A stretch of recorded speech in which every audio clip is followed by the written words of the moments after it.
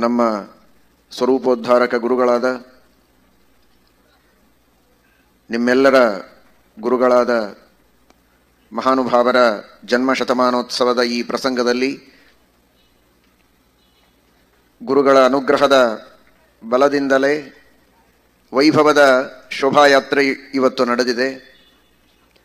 ಗುರುಗಳ ಪ್ರತೀಕದಂತೆ ಇರುವ ಪಾದುಕೆಗಳ ಶೋಭಾಯಾತ್ರೆಯನ್ನು ಭಕ್ತಿಯಿಂದ ಶ್ರದ್ಧೆಯಿಂದ ತಾವೆಲ್ಲ ಆಚರಿಸಿದ್ದಕ್ಕೆ ಎಂತಹ ದೊಡ್ಡ ಪುಣ್ಯ, ಎಂತಹ ಮಹಾಫಲ ಸಿಕ್ಕಿದೆ ಅಂತ ಚಿಂತನೆ ಮಾಡಬೇಕು.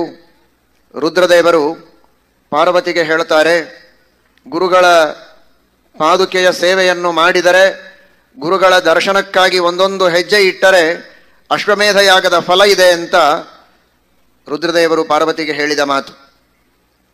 ನೀವೆಲ್ಲ ಎಷ್ಟು ಭಕ್ತಿ ಶ್ರದ್ಧೆಗಳಿಂದ ದರ್ಶನಾರ್ಥಂ ಗುರವು ಗಚ್ಚನ್ ಶಿಷ್ಯ ಶುಶ್ರೂಷುರಂಬಿಕೆ ಪದೇ ಪದೇ ಅಶ್ವಮೇಧಸ್ಯ ಫಲಮಾಪ್ನೋತಿ ನಿತ್ಯಶಃ. ಹಾಗಾದರೆ ಎಷ್ಟು ಹೆಜ್ಜೆ ನಡೆದು ಬಂದಿದ್ದೀರಿ ಭಕ್ತಿಯಿಂದ ಗುರುಗಳ ಸೇವೆಗೆ. ಗುರುಗಳಲ್ಲಿ ಅಂತರ್ಯಾಮಿಯಾದ ಶ್ರೀಮದ್ ಆಚಾರ್ಯರಲ್ಲಿ ಅಂತರ್ಯಾಮಿಯಾದ ಭಗವಂತನ ಅನುಗ್ರಹವನ್ನು ಪಡೆಯುವುದಕ್ಕೆ ಅಷ್ಟು ಅಶ್ವಮೇಧ ಯಾಗಗಳನ್ನು ಮಾಡಿದ ಮಹಾಫಲ ನಿಮ್ಮೆಲ್ಲರಿಗೆ ಬಂದಿದೆ ಎನ್ನುವುದರಲ್ಲಿ ಸಂಶಯವಿಲ್ಲ. ನಿಮಗನಿಸ್ಬೋದು, 100 ಅಶ್ವಮೇಧ ಯಾಗ ಮಾಡಿದರೇನೆ ಇಂದ್ರ ಪದವಿ ಬರ್ತದೆ ಅಂತ ಹೇಳ್ತಾರೆ. ಹಾಗಾದ್ರೆ ನಮಗೆ ಯಾವಾಗ ಇಂದ್ರ ಪದವಿ ಬರೋದು ಅಂತ ಎಲ್ಲರೂ ಕಾಯ್ತಾ ಕೂಡಬೇಕೆ ಅಂತ ಮನಸ್ಸಿನಲ್ಲಿ ಅನಿಸಬಹುದು.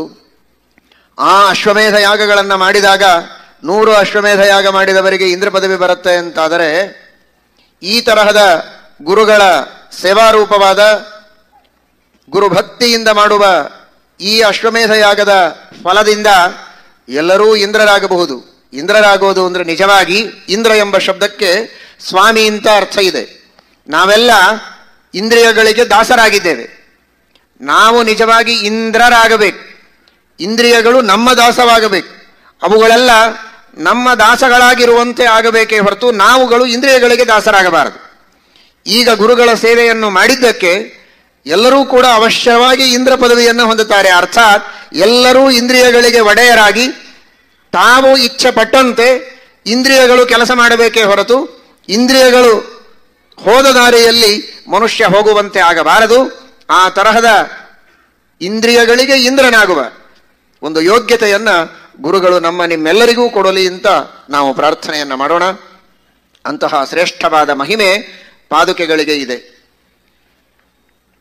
ಮತ್ತೊಂದು ಕಡೆಗೆ ಶಾಸ್ತ್ರದಲ್ಲಿ ತಿಳಿಸ್ತಾರೆ, ಪಾಲನಾತ್ ದುರಿತಚ್ಛೇದಾತ್ ಕಾಮಿತಾರ್ಥಸ್ಯ ವರ್ಧನಾತ್ ಪಾದುಕೇತಿ ಸಮಾಖ್ಯಾತ ಮಮ ತತ್ವಂ ತವ ಪ್ರಿಯೇ. ರುದ್ರದೇವರೇ ಪಾರ್ವತಿಗೆ ಹೇಳುವ ಮತ್ತೊಂದು ಮಾತು. ಪಾದುಕ ಅಂತ ಕರೆಯುವುದಕ್ಕೆ ಕಾರಣವೇನು ಅಂದರೆ ಪಾಲನಾತ್. ಗುರುಗಳ ಪಾದುಕೆಯ ಸ್ಮರಣೆಯನ್ನು ಮಾಡಿದರೆ ನಮ್ಮ ಎಲ್ಲ ಕಷ್ಟಗಳನ್ನು ಪರಿಹಾರ ಮಾಡಿ ಗುರುಗಳು ನಮ್ಮನ್ನು ರಕ್ಷಣೆ ಮಾಡ್ತಾರೆ ಅಂತನ್ನುವುದಕ್ಕೆ ಅದು ನಾನಾ ತರಹದ ಪಾಪಗಳನ್ನು ನಾವು ಮಾಡಿರ್ತೇವೆ. ಮಾಡಿದ ಪಾಪಗಳಿಗೆಲ್ಲ ಪ್ರಾಚೀನ ಕಾಲದಲ್ಲಿ ಪ್ರಾಯಶ್ಚಿತ್ತಗಳನ್ನು ಮಾಡಿಕೊಂಡಂತೆ ಪ್ರಾಯಶ್ಚಿತ್ತಗಳನ್ನು ಮಾಡಿಕೊಳ್ಳುವುದಕ್ಕೆ ಕಲಿಯುಗದ ಜನರಿಗೆ ಸಾಧ್ಯವಿಲ್ಲ. ಪಾಪಗಳ ಪರಿಹಾರವಾಗದೆ ಉದ್ಧಾರವಾಗುವುದಕ್ಕೆ ಬೇರೆ ದಾರಿ ಇಲ್ಲ. ಹಾಗಾದರೆ ಅಂತಹ ದುರಿತಗಳ ನಾನಾ ವಿಧವಾದಂತಹ ಪಾಪಗಳ ಪರಿಹಾರವಾಗಬೇಕು ಅಂದರೆ ಗುರುಗಳ ಸ್ಮರಣೆಯನ್ನು ಮಾಡಿದರೆ, ಗುರುಗಳಲ್ಲಿ ಸನ್ನಿಹಿತನಾಗಿ ಭಗವಂತ ನಮಗೆ ಉದ್ಧಾರ ಮಾಡ್ತಾನೆ ಅಂತ ಅಂತರ್ಯಾಮಿಯಾದ ಭಗವಂತನ ಸ್ಮರಣೆಯನ್ನು ಮಾಡಿದರೆ ಸಾಕು, ನಮ್ಮ ಎಲ್ಲ ದುರಿತಗಳ ನಿವಾರಣೆಯಾಗತ್ತೆ ಅನ್ನುವುದಕ್ಕಾಗಿ ದು ಎಂಬುದಾಗಿ ಹೇಳ್ತಾರಂತೆ. ದು.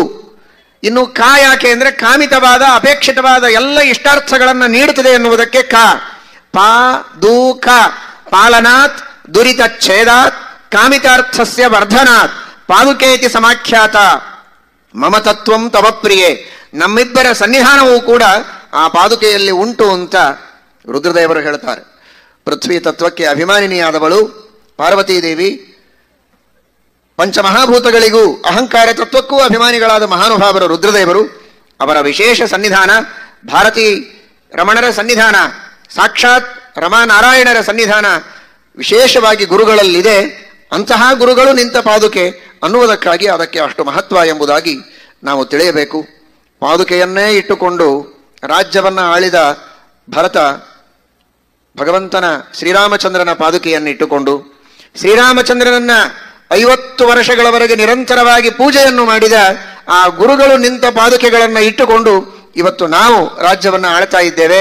ನಾವು ನಿಜವಾಗಿ ರಾಜ್ಯ ಆಳುವುದಲ್ಲ, ದೇವರ ಪೂಜೆಯನ್ನು ಮಾಡುವಂತಹ ಯೋಗ್ಯತೆ, ಆ ಭಾಗ್ಯ, ವೇದಾಂತ ಸಾಮ್ರಾಜ್ಯವನ್ನು ಆಳುವಂತಹ ಒಂದು ಯೋಗ್ಯತೆಯನ್ನು ನೀಡಿದ್ದು ಆ ಗುರುಗಳ ಅನುಗ್ರಹ, ಗುರುಗಳ ಪಾದುಕೆ ಎಂಬುದಾಗಿ ನಾವು ಭಾವಿಸಬೇಕು. ಆ ದೃಷ್ಟಿಯಲ್ಲಿ ಗುರುಗಳ ಪಾದುಕೆಗೆ ಇಷ್ಟು ವೈಭವದ ಮೆರವಣಿಗೆ ಇವತ್ತು ನಡೆದದ್ದು. ಇದೇ ಅನುಸಂಧಾನವನ್ನು ನೀವೆಲ್ಲ ಮನಸ್ಸಿನಲ್ಲಿ ಇಟ್ಟುಕೊಂಡು ಗುರುಗಳ ಸೇವೆಯನ್ನು ಮಾಡಬೇಕು.